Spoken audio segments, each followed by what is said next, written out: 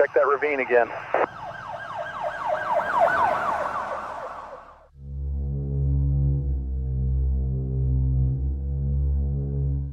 I used to think the scariest thing about working the night shift at a police station was the silence.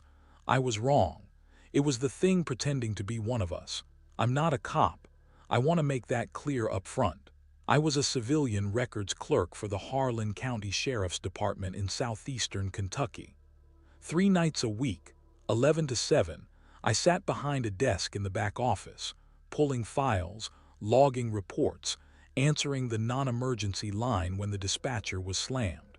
It was boring work mostly, coffee-stained paperwork and the hum of fluorescent lights, but it paid well enough and I liked the quiet. The department ran a skeleton crew overnight, usually just me and records, one dispatcher, and whatever deputy was on patrol. Sometimes two, if there'd been trouble earlier in the week. The building itself was old, a converted county administrative office from the 70s, long hallways, drop ceilings, rooms that didn't quite connect the way you'd expect. You could walk the whole place in about 4 minutes, but somehow it always felt bigger than it should have been at 2 in the morning. The night it happened, it was a Tuesday in late November. Cold outside, genuinely cold, the kind that gets into your bones and stays there. Deputy Marcus Hale had called in sick around 9, so we were running with just me, the dispatcher, a woman named Doris who'd been there since before I was born, and one patrol unit out on the road. Deputy Connell, early 30s, reliable guy. I'd worked alongside him maybe 100 times. Around 1:15, Connell radioed in that he was responding to a fender bender out on Route 38. Routine stuff. Doris logged it and went back to her crossword. I went back to my stack of incident reports. That's when the back door opened. Now, the back door, the one that opens into the staff parking lot, required a key card to enter. Every employee had one. So when I heard it swing open, I didn't panic. I assumed it was Connell, that maybe he'd wrapped up faster than expected and doubled back for something. I stood up from my desk to say something, maybe ask if he wanted coffee. The man who walked in was wearing a Harlan County Sheriff's Department uniform. Tan shirt, dark brown pants, the patch on the shoulder, the whole thing. Badge on his chest. He even had the right kind of boots. He was not someone I recognized. I froze. And I want you to understand, working nights in a small department, I knew every face.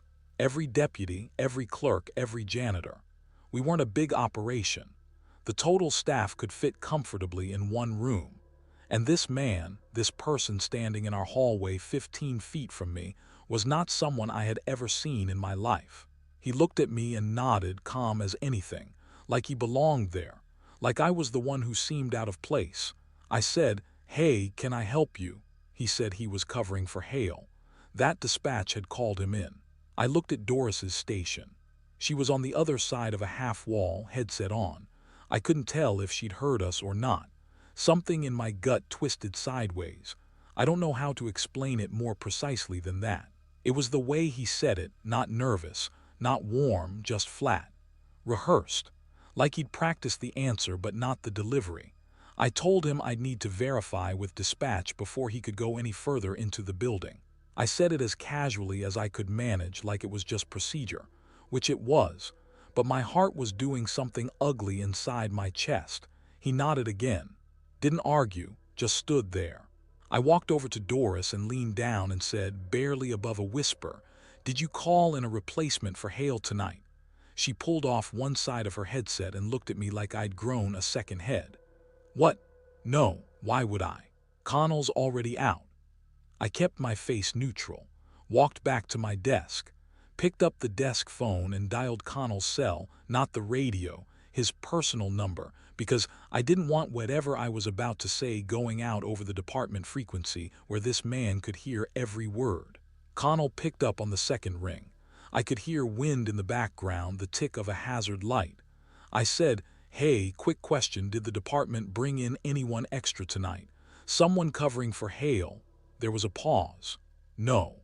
"Why? There's a man in the building in a department uniform. I don't know him." Another pause, longer this time.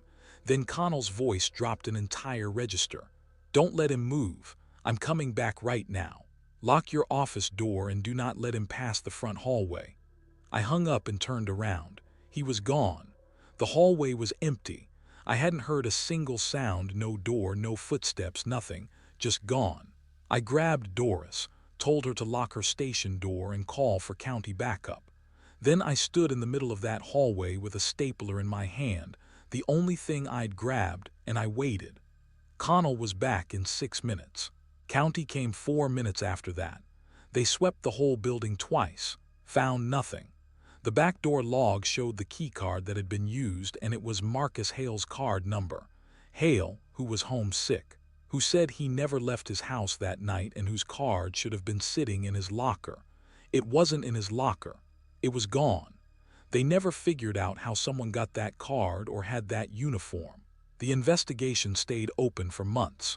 They pulled camera footage from the parking lot, but the angle was bad and the figure kept his head down the whole time, like he already knew where every camera was. Like he'd been there before. I quit 3 weeks later. I told myself it was for other reasons, the hours, the pay, a better opportunity. But the truth is, I couldn't stop thinking about that moment when I turned around and he was just gone. No sound. No trace. Because that's not what scared me most. What scared me most was the nod. That calm, easy nod when he first saw me. The confidence of someone who had done this before and gotten away with it. Who knew exactly what he looked like from the outside, trustworthy, official, safe, and had used it before. I don't know what he wanted that night. I don't know what he was looking for inside that building, or what would have happened if I hadn't asked Doris that one question. But sometimes, late at night, I think about the people who didn't ask.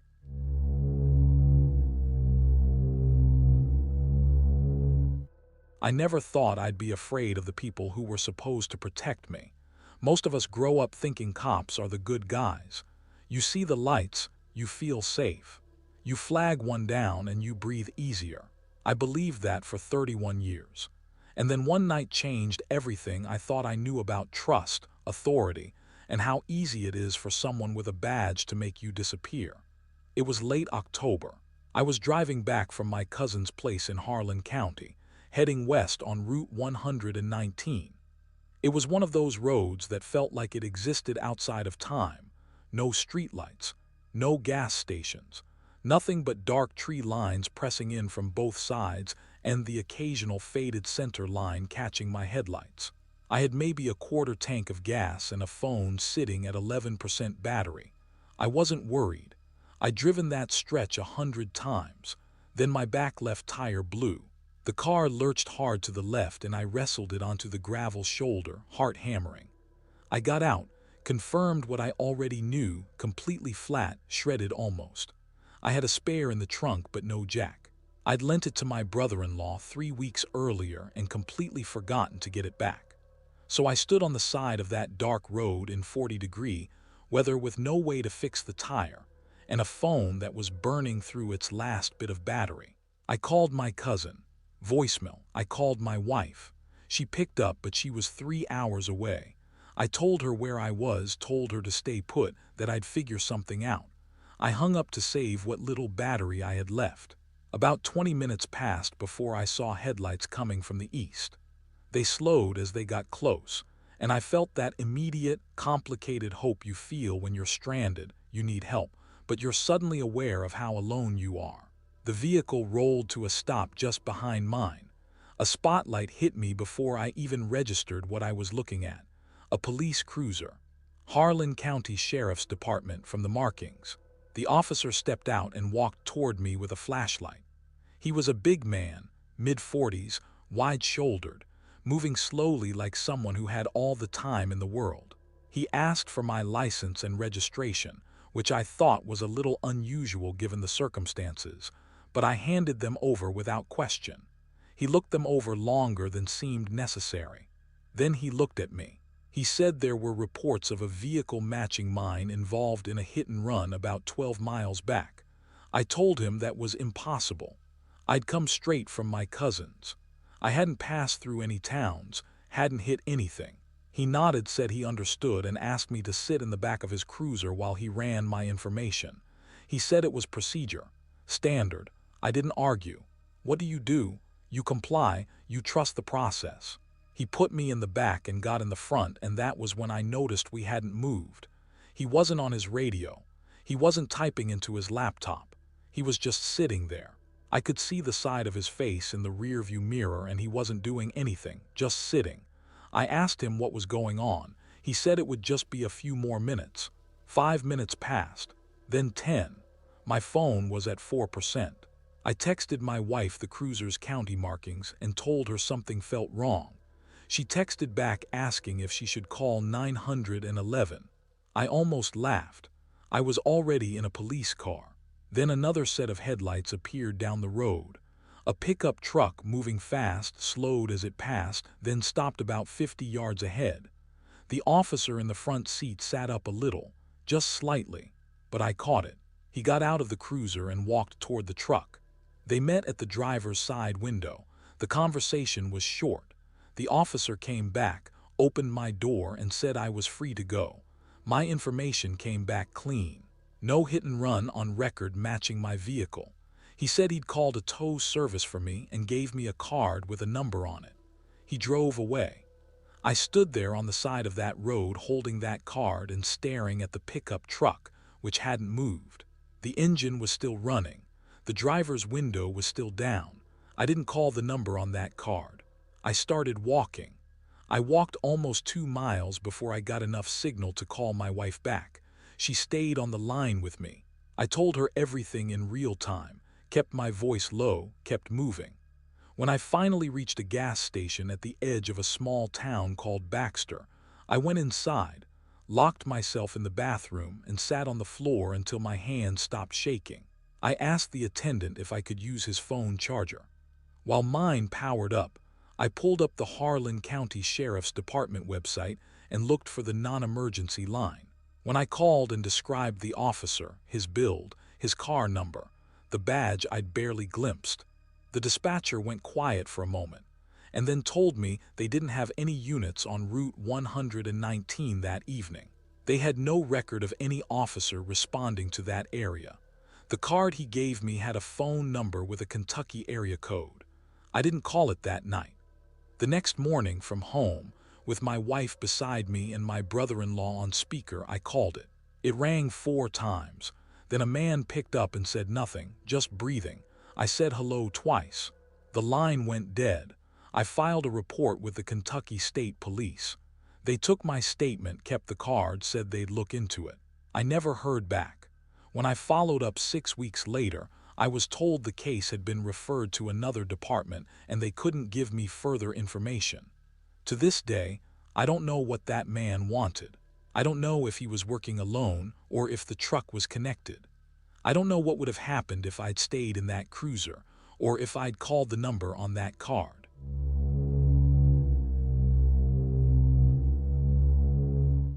If you've ever trusted someone with a badge, this story is going to make you sick to your stomach.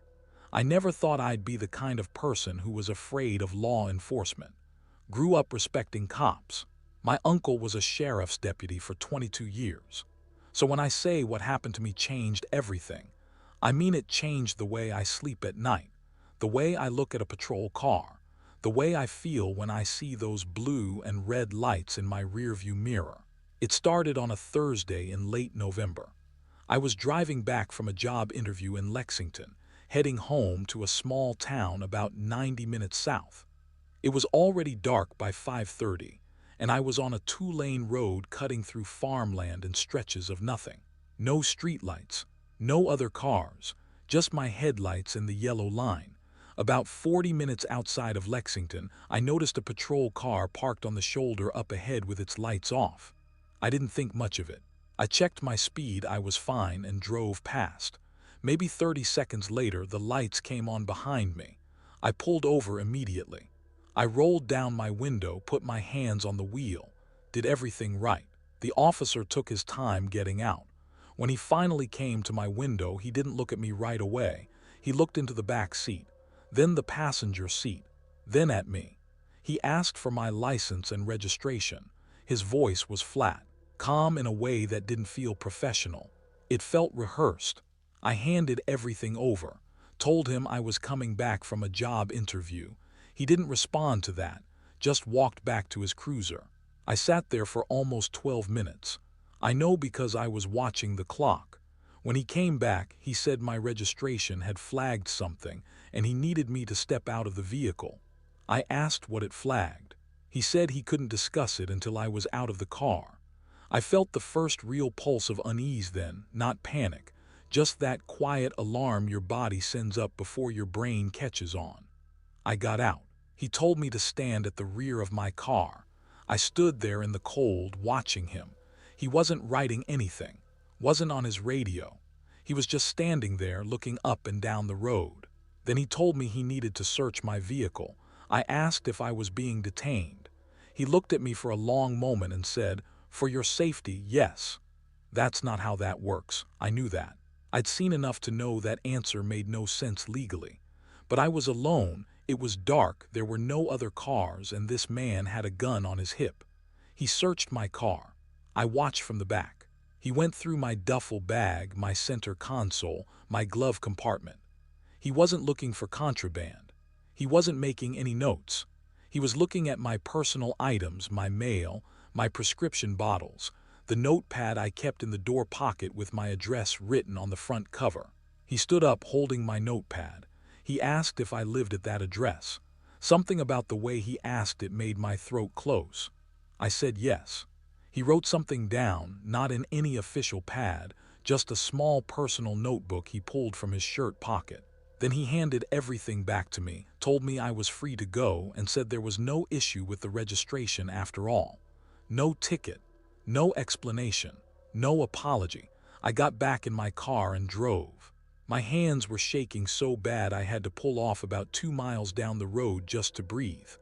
I sat there trying to convince myself it was nothing. A power-hungry small-town cop. A bad night. Nothing more. But then the cruiser drove past me. Slow, slower than the speed limit, and I watched it disappear into the dark ahead. I took a different route home, longer by 20 minutes, but I couldn't make myself follow that car. 3 days later, I was at home, Sunday afternoon. I heard a knock at my front door. I looked through the peephole and saw a man in a sheriff's uniform, not the same face, different officer.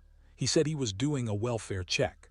Said a concerned motorist had called in saying I'd seemed distressed on the side of the road the previous Thursday. He was smiling when he said it. Friendly, completely normal. But a welfare check 4 days later on someone who had already driven home safely, that's not standard. That's not even close to standard. I told him I was fine. He said, "Great, just making sure, sorry to bother you." He left. I filed a complaint with the department 2 days later. Gave the date, the time, the location, the badge number I'd managed to memorize. The response I got back said the officer had no record of that stop. No logs, no dash cam footage, no report. That stop didn't officially exist. I moved out of that apartment 6 weeks later. I didn't tell anyone where I was going except my mother. I left no forwarding address. I paid my last month in cash. I have never driven that road again. I don't know what that officer wanted. I don't know if the welfare check was a warning or a test or something else entirely. I don't know if I overreacted or if I got out of something I'll never fully understand. What I do know is this: the thing that's supposed to protect you can be the thing you need protecting from. And sometimes you don't figure that out until you're standing on a dark road in the cold, watching a man read your home address by flashlight. I still check my rearview mirror more than I should. I probably always will.